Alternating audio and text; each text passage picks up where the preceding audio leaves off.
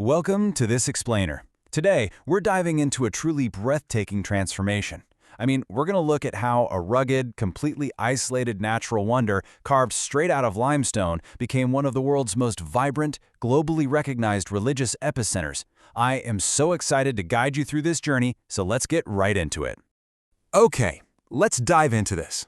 24 million rupees. In Indian currency, that is precisely what it costs to construct the absolutely staggering, monumental golden statue that proudly stands guard at the caves today. It's a visual marvel, and it practically defines modern Malaysia. But, the story of how this entire site came to be, it's honestly worth far more than gold. Because back in the 1800s, this place was nothing but an isolated jungle cave with a single, pretty treacherous dirt path. Fast forward to today, and it's a phenomenal global destination. We're talking millions of people gathering here, especially during the epic Thaipusam festival. And it's not just Hindu devotees either. Chinese devotees completely embrace the traditions, even piercing themselves and carrying the kavadi, those heavy ceremonial burdens of devotion. And they worship right alongside everyone else. It's just a stunning, beautiful display of unity. Section 1. Myths and Discovery. The Early Days. So, the evolution of these 1,300-foot-high limestone hills is just super fascinating. Long before the 1800s, the indigenous Timuan people actually lived here, and they treated the mountain as a sacred site. Then, moving into the 1860s, Chinese farmers began extracting bat guano, basically bat droppings, to use as fertilizer for their crops. But it really wasn't until 1878, when the American botanist William Hornaday started exploring the limestone hills, that these incredible caves were introduced to the wider world. Now, what's really interesting about this slide is how deeply ancient Tamil mythology ties into this specific physical landscape. According to legend, the great Sangam poet Nakadar was actually trapped by a demon in a cave alongside 999 other people, and this demon? He planned to eat them all once the captive count hit exactly 1,000.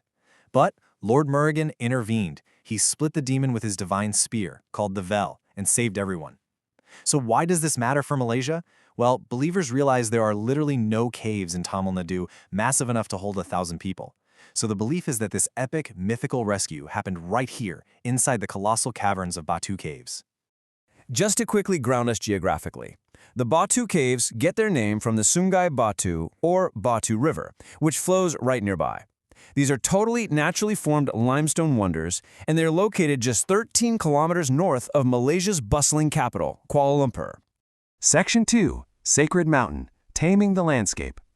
272. That's the exact number of wooden steps that were built in 1920 to help the devoted actually reach the temple sitting way up high in that 1,300-foot cave. Think about that for a second. It was a monumental feat of engineering for the time, literally transforming a super rugged, dangerous climb into an accessible pilgrimage for everyone.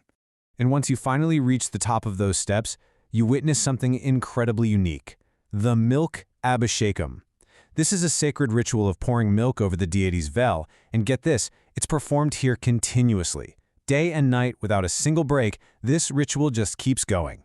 This unceasing devotion is a huge point of pride for Batu Caves, because it's something you won't even find in the massive ancient temples of Tamil Nadu.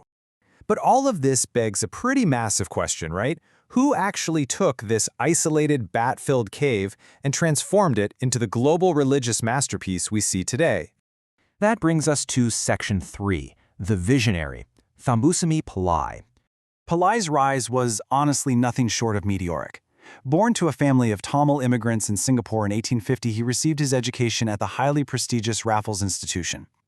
He started out his career as a translator, but he very quickly gained the trust of James Guthrie Davidson, who was the first British resident of Malaya.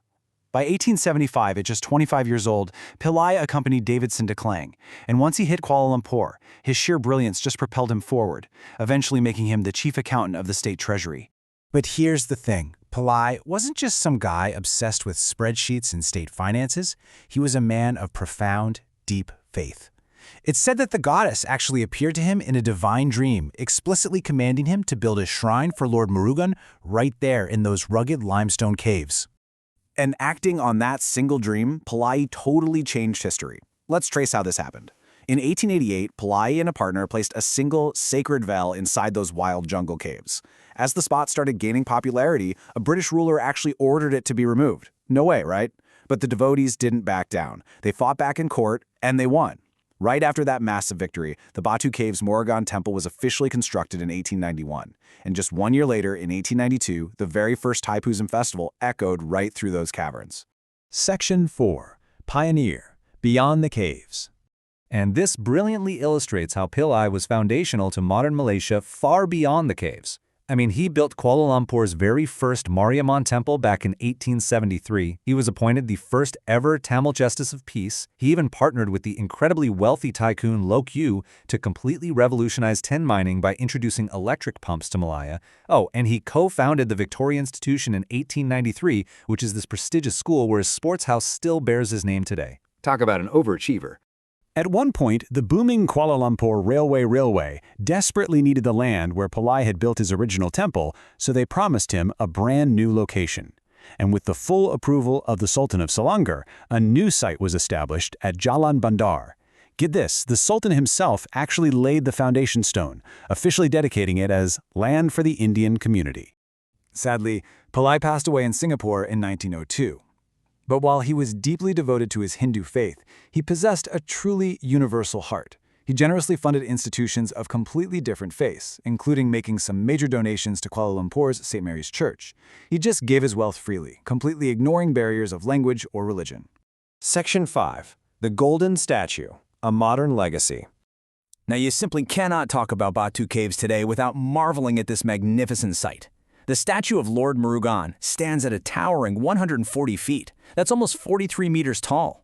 Crafted by the renowned sculptor R. Thigarajan from Tiruvarur, it took 3 painstaking years to construct, from 2003 all the way to 2006. And that blinding, radiant finish you see? That comes from 300 liters of a highly specialized gold paint imported directly from Thailand. It literally serves as Malaysia's shimmering identifier to the entire world. And the expansion discontinues at the base of the mountain, too. The Ramayana Cave, which opened in 2001, greets visitors with a stunning 50-foot Hanuman statue and these gorgeous depictions of Rama's life. Then you have the Art Gallery and Museum Caves, which were beautifully renovated in 2008. They vividly showcase Lord Murugan's epic victories through these absolutely breathtaking paintings.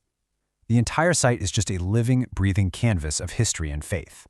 So, looking back at where we started, the transformation is just awe-inspiring. We go from a lone pioneer placing a single spear in the untamed jungle back in 1891 to this timeless golden beacon that draws millions of incredibly diverse global devotees today. It really is a powerful testament to human perseverance and vision. Which leaves us with this final thought. If one person's unyielding dedication and vision can turn a rugged, isolated bat cave into a globally celebrated wonder, how will your passions shape the monuments of tomorrow? Thank you so much for exploring this fascinating history with me on this explainer. Until next time, keep learning, keep building, and definitely stay curious.